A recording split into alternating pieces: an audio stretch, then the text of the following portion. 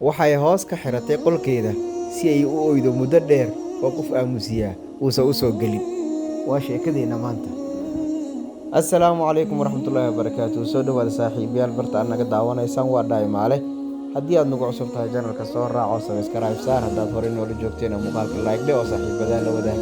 Commentigan halka hoose faallada inagula wadaag. Dhaqtar Sacuudiyaan ayaa tiri maalin ka mid ah maalmaha shaqadeeda waxaa ii soo galay wiil ay la socoto haweeney oo uu hayo sida qof looga baqanayo inuu cararo. Markii ay ii soo galeen intayn ila hadlinba islaantii ayaa wiilkii ka fakatay oo bilowday inay ku wareegto miiskayga. Markaasaan gartay inay dhimirka ka xanuunsanayso sababta uu hayn ay tahay sababtaasi. Ay bilowday inay ku qaylido wiilkii wajiga kaga candhuufto isagoo dhoola cadeynaya uu iska tirtiro candhuufteeda. Markaasaan ku iri yay ahayd islaantan. Wuxuu igu yidhi waa hooyaday. Oo maxaa ku dhacay ayaan ku iri.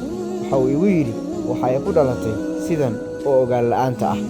Waxa ay ku dhalatay ogaal la'aanta. Oo markaasaan ku iri sidee ku dhashay markaa. Waxa uu igu yidhi awowgay ayaa u guuriyay balun Ilaahay ku arsaaqo ubad xanaaneeya.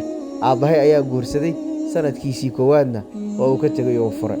Aniga ayay dhashay markii aan gaaray da'da 10 sano ayaan bilaabay inaan u qaadimo dharkeeda ka dhaqo oo cuntada u kariyo oo ka warhayo nolosheeda. Marka aan seexanayana lugteeda aan ku xiro lugteeda si aysan igaga cararin oo aan u waayin. Intii uu sheekada ii waday ayay shaashada telefishinka ka aragtay xaramka. Markaasay ku tiri weylow baa tahay maxaad ii tiri kacbadan ku geynayaa. Markaasuu ku yiri khamiista ayaan ku geynayaa hooyoy. Dhakhtaradii waxay tiri waxaan ku iri ma kacbada ayaad geynaysaa cumro iyo xaj bay aadaa iyadoo aan waxba lagu lahayn oo taklifad korkeeda saarnayn.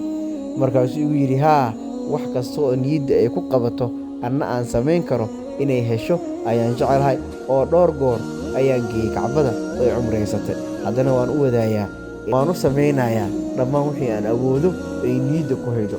Ma jeceli waxa ay niyeysatay inay weydo. Markii ay iga tageen ayaan qolkeyga hoosta ka xirtay si aan u ooyo waqti badan. Waxaan celin waayay ilinteyda waxaan ooyay oohin dheer. Waxaan u ooyay si aad u daran. Waxa aan la yaabay baarinimadiisa iyo sida uu ugu baarinimo falay hooyadiisa isagoo geyn kara meelaha lagu xanaaneeyo dadka dhimirka ka xanuunsan. Waan maqli jiray weligeyga baarisameynta waalidka samafalka waalidka iyo bixid waalideyn iyo kalimaad badan oo la xiriira mowduuca kaasi. Laakiin si dhab ah ayuu wiilkan ii tusiyay Ilaah waa inaga qadinin fadligaaga u baarinimo falno waalidkeena. Assalaamu calaykum warahmatullaahi wabarakaatuh.